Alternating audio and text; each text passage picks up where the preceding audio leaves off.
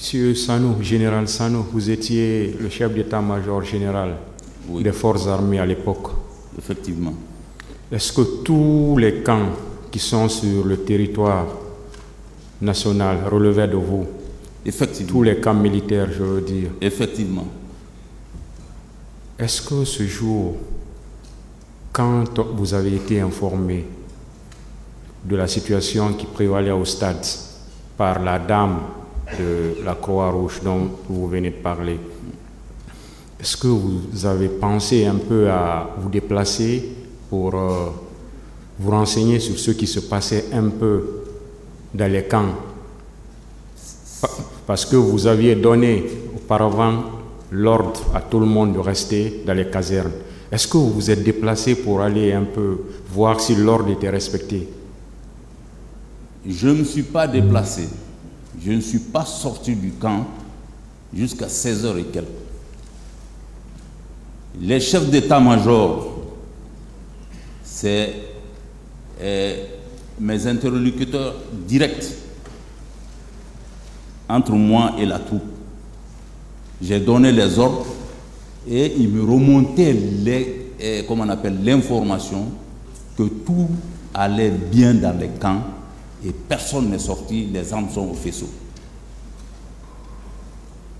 Mais moi, ce jour-là, je ne suis pas sorti au camp, sauf à 16h et quelques, je suis allé, on a pris l'autoroute directement, le camp Al-Fayr.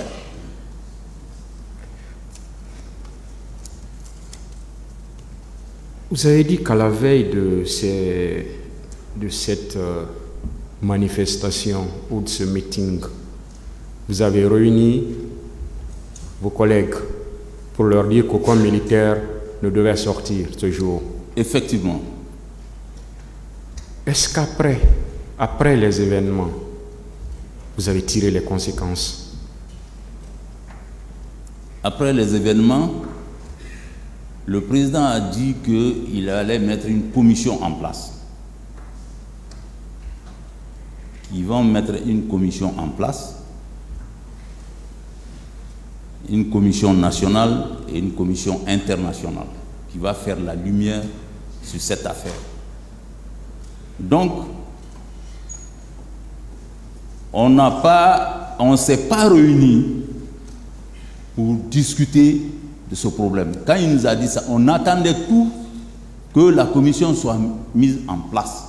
Et effectivement, quand cette commission a été mise en place, j'ai été plusieurs fois consulté par la commission parce que tous les gens qu'ils avaient besoin pour entendre, je mettais les personnes à leur disposition. Et on les écoutait. Commencer par moi-même.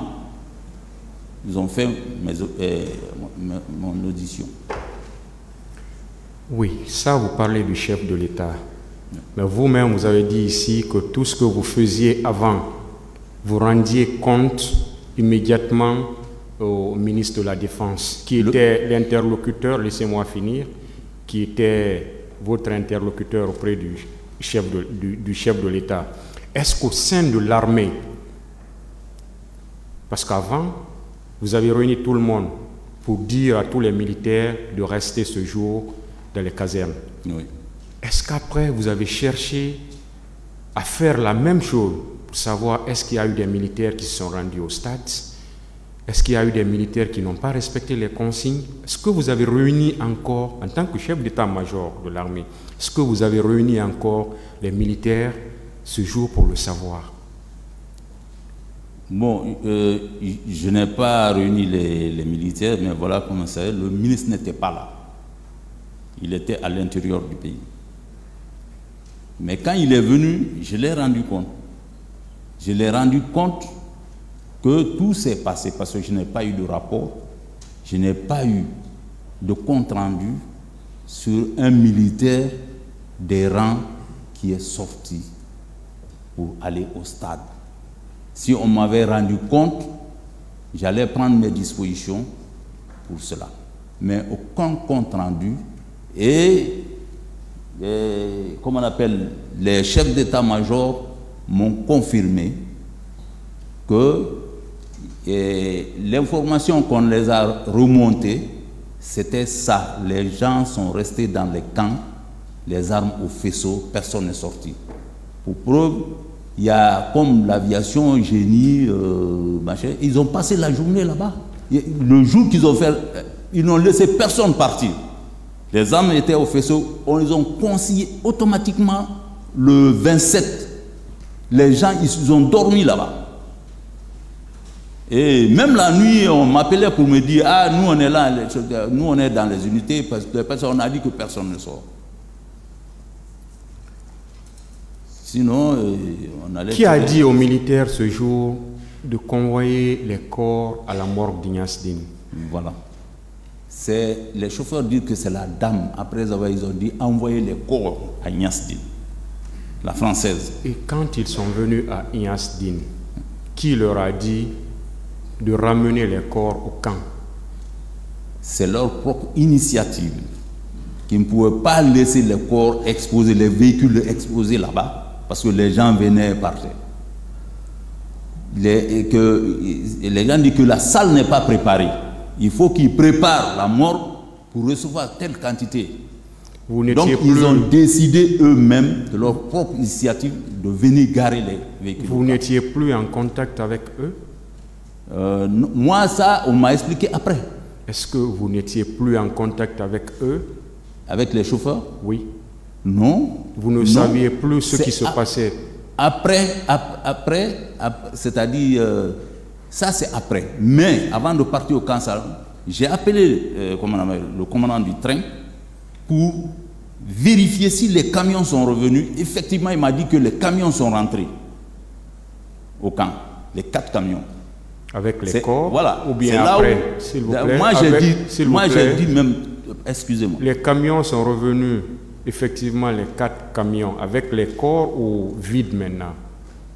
Après avoir déposé, les camions sont venus vides. Est-ce que vous avez vu ces camions avec ces corps? Je n'ai pas vu les corps. Monsieur le Président. Ça veut dire que tout se passait comme ça, vous n'étiez au courant de rien? Les camions, vous avez donné des instructions pour que les camions partent au stade, mais après tout ce qui s'est passé, vous n'étiez au courant de rien, jusqu'à ce que les camions reviennent vides. Non. J'ai dit que la dame, j'étais en contact avec la française. Quand elle a fini, elle m'a dit que les camions, elle a laissé les camions, mais les camions sont partis à Ignace Dine pour déposer les corps. Monsieur le Président, le commandant du train, c'était qui? C'était Aboubacar Doumbouya. Il est colonel maintenant. D'accord. Et les chauffeurs, ils sont toujours là? C'était qui les chauffeurs? Bon, c'est les anciens, je ne sais pas s'ils sont retraités ou bien s'ils sont dans les rangs, mais c'est vérifiable parce que... Est-ce que vous vous souvenez d'eux, de leur nom, ou bien vous ne savez rien des chauffeurs? De leur nom, ou bien vous savez rien? Non. Les chauffeurs ont été désignés par ils ont été désignés par le commandant. Ils ont parti, je ne les ai pas rencontrés avant qu'ils ne partent. Parce que moi, j'ai ordonné. Ils ont mis les chauffeurs sur le camion, ils sont partis. C'est bon. Mais c'est après tout, quand j'ai appris par les radios, les journaux que les corps ont disparu, j'ai appelé, je dis, les chauffeurs, j'ai demandé, ils m'ont dit de demander la dame 155 corps et demander à Ignace Dine combien de corps ils ont reçus. C'est très facile à vérifier.